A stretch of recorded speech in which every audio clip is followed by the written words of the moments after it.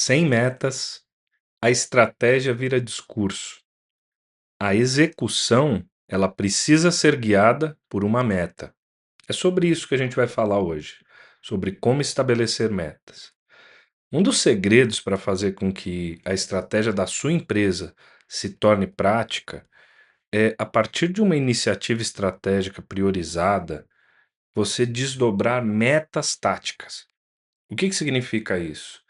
Que essas metas vão dizer o que seu time precisa fazer lá na operação para que a sua meta estratégica como organização, sua meta grande, seu sonho grande ali, torne-se realidade. Então, eu vou aqui apresentar para vocês um pouquinho sobre como estabelecer metas. Por que estabelecer metas? Eu retomo aqui o que aconteceu na aula anterior sobre a análise de fenômeno.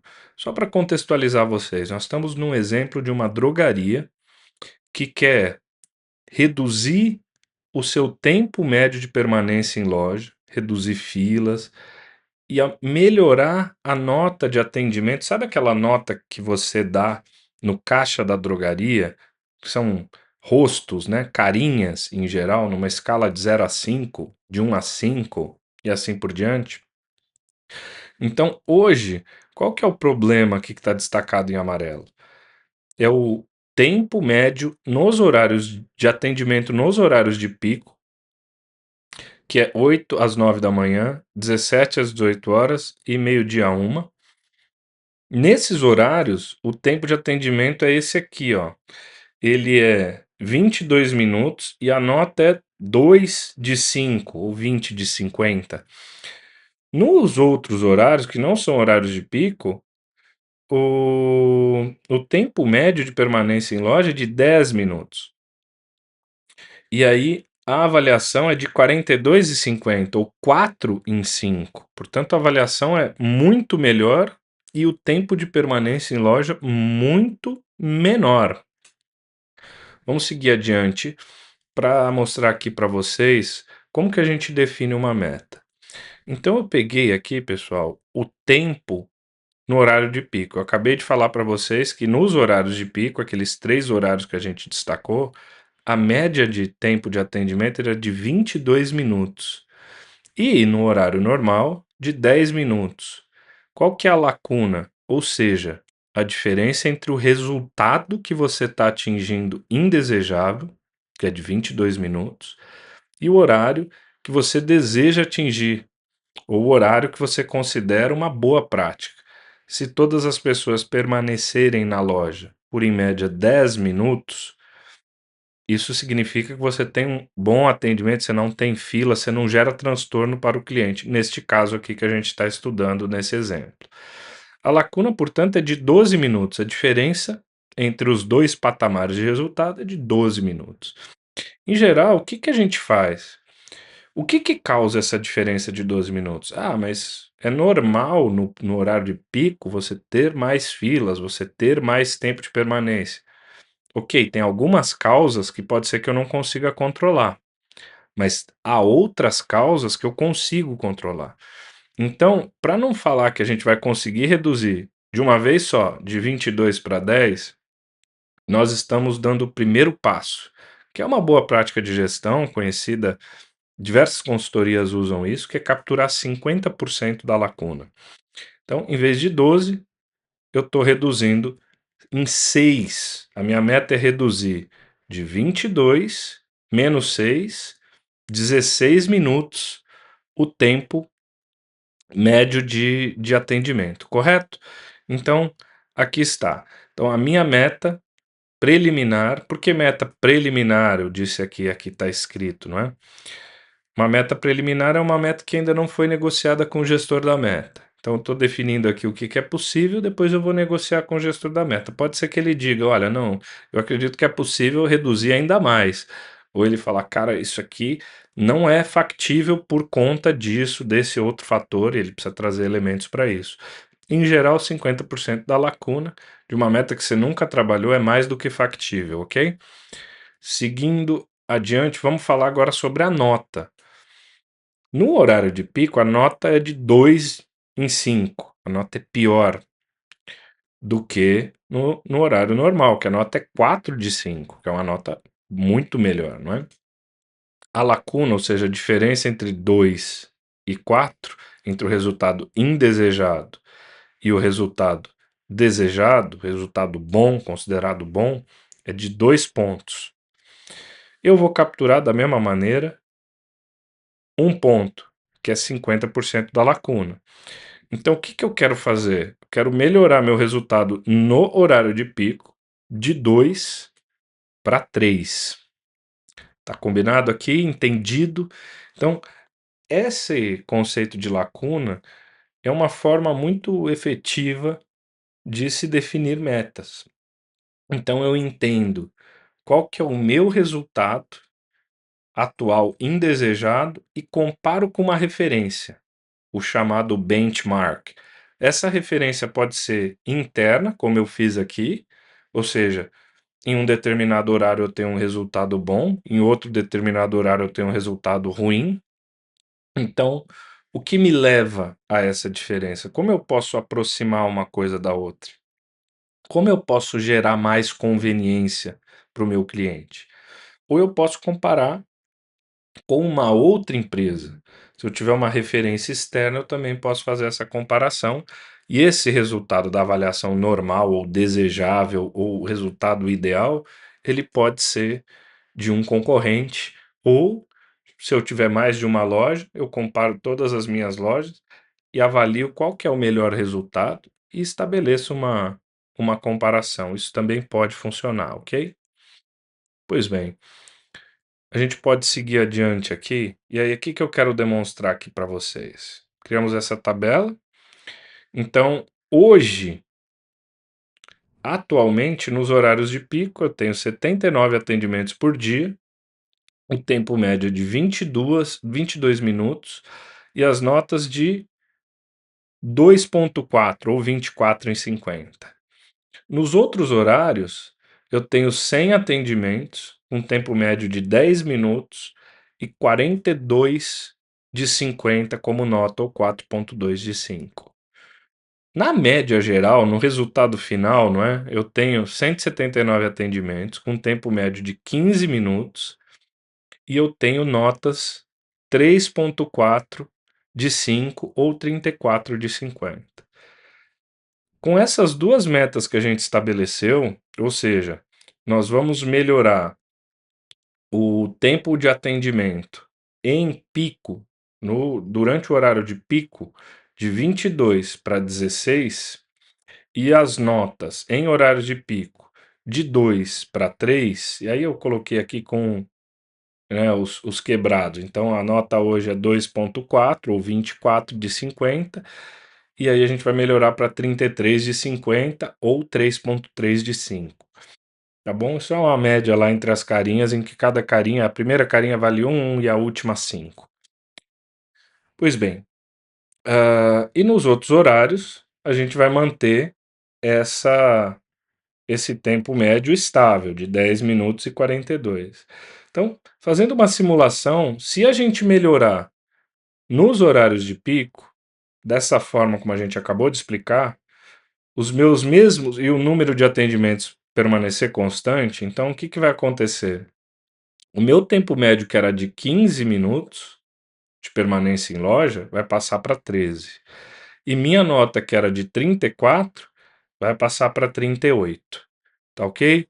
Então, esses são os impactos percebidos com essa captura de lacuna que a gente fez. A gente pode capturar sempre uma lacuna maior ou menor, né, do que 50% em relação à referência, entre o nosso resultado e a referência que a gente adotou. E a pergunta agora é: para que reduzir o tempo e aumentar as notas de avaliação? O que que isso impacta na prática? Eu só quero ser uma empresa que efetivamente tenha boas avaliações e um tempo curto, é só pela conveniência do cliente? Veja, para responder essa pergunta, a gente fez aqui uma análise de correlação. Então, quanto maior a nota, então nesse eixo aqui Y estão as notas. Quanto maior a nota que a pessoa dá, menor é o tempo de permanência dela na loja. Ou seja, a pessoa que não enfrenta a fila, que não fica esperando no balcão e tudo mais, ela tende a dar uma nota melhor. Então, as notas 5 aqui, como você está vendo, elas são notas para pessoas que ficaram menos de 5 minutos. Foram lá, resolveram um problema, avaliaram e foram embora. Agora, aquelas pessoas que têm um tempo de permanência muito grande, ó, teve uma pessoa que ficou aqui quase 40 minutos na loja, na drogaria, ela deu uma avaliação de 1. Então, essas notas, elas tendem a acompanhar o tempo. Então, quanto maior a nota, menor o tempo de permanência. Isso aqui a gente tem aqui uma equação, não vou entrar nesse detalhe, mas com r quadrado de 75. Então, quanto mais próximo de 1 esse número for, melhor é, né? 0,75 de 1 é um número muito bom, é muito próximo. Portanto, com 75% de confiabilidade, quanto maior for a nota, menor será o tempo de permanência. Ou seja, quanto menor o tempo de permanência, menos fila e tudo mais, maior a nota. Então, para eu influenciar a nota, eu preciso influenciar a conveniência, o tempo. Tá, mas você ainda não respondeu. Por que eu vou fazer isso? Eu quero notas e tempo baixo? Na verdade, essa meta não é só tão altruísta assim. Na verdade, existe, a gente tinha que saber disso, né? Você tem que saber disso como gestor para entender quais são as métricas que melhoram a receita da sua drogaria, no caso, mas da sua empresa de uma maneira geral. Então, o que que a gente descobriu? Que existe uma correlação entre as notas atribuídas e o ticket médio, em uma confiança aqui de 80%. O que que eu quero dizer com isso? De que as pessoas que mais gastam são aquelas que melhor avaliam. Então, em teoria, se eu melhorar o tempo, eu melhoro as notas. E se eu melhorar as notas, eu melhoro o ticket médio, ou seja, uma pessoa que pega menos fila, está menos apressada porque a coisa está fluindo bem, ela tende a aceitar um upselling, uma pastilha, um chiclete, uma água, um isotônico durante a sua passagem pelo caixa. Mas assim, quais são as conclusões aqui? Conclusão 1: quanto maior a nota de avaliação, maior o ticket médio e a avaliação, então, portanto, vai melhorar a receita. Isso que a gente acabou de falar. Quanto menor o tempo médio de permanência na drogaria, melhor é a nota, portanto, uma coisa completamente relacionada à outra. Sendo assim, reduzir filas, espera, melhora a nota. E melhorar a nota aumenta a compra potencial do cliente. Então, quais são as hipóteses prováveis aqui de causas que geram esses efeitos? As pessoas, quando percebem grandes filas, não entram na farmácia ou entram e saem sem comprar, desistem de esperar.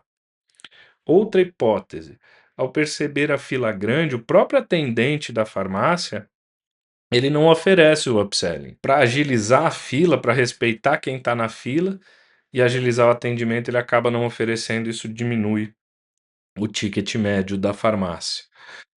Então, que isso gera no fim das contas, né? Tá bom, você falou lá em melhorar um pouquinho o tempo, um pouquinho as notas e tá provando aí por correlação que isso vai melhorar o ticket médio, que por sua vez vai melhorar a receita, provavelmente a receita potencial da farmácia. Ok, a gente volta lá, ó, com aquela correlação, com aquela análise de correlação, na média os clientes em horário de pico que compravam R$ 60 passam a comprar 75, o que dá uma diferença de R$ 76,76 para R$ 83,38. Tá, mas beleza, são centavos apenas. Ok, aumentar R$ 6,62 na média por pessoa significa 8,62% de crescimento no ticket, significa 1,2 mil, R$ 1.200 a mais por dia, 36 mil a mais por mês, 427 mil reais a mais por ano. Por isso é importante a gente definir metas e acompanhar. Então, Quando a gente não tem uma meta de um objetivo estratégico desdobrado em metas táticas, dificilmente a gente vai conseguir atingir aquela meta estratégica. São as metas táticas que viabilizam a estratégia da empresa. Estabelecer uma meta significa ter um guia para saber se o meu resultado é bom ou ruim. Quem não sabe onde ir, qualquer caminho serve, é um pouco isso. Quem não tem uma meta, qualquer resultado é bom. Então, a meta ela é o guia da execução que faz com que você distingua aquilo que é bom daquilo que é ruim e que te dê a possibilidade de efetivamente estar cada dia mais próximo do alcance da sua estratégia geral. A aula de hoje é sobre esse assunto e nas próximas aulas a gente vai falar sobre acompanhamento. Então, nessa aula a gente falou sobre metas preliminares, que já está ok aqui, né? Como posto aqui. E aí a gente vai falar na próxima aula sobre acompanhamento. Quem que é o responsável pela coleta de dados, gestores dos indicadores, a negociação de meta com os gestores e as reuniões de acompanhamento. Então, até a próxima. Espero que você tenha conseguido compreender os conceitos e que você consiga aplicar isso na sua empresa.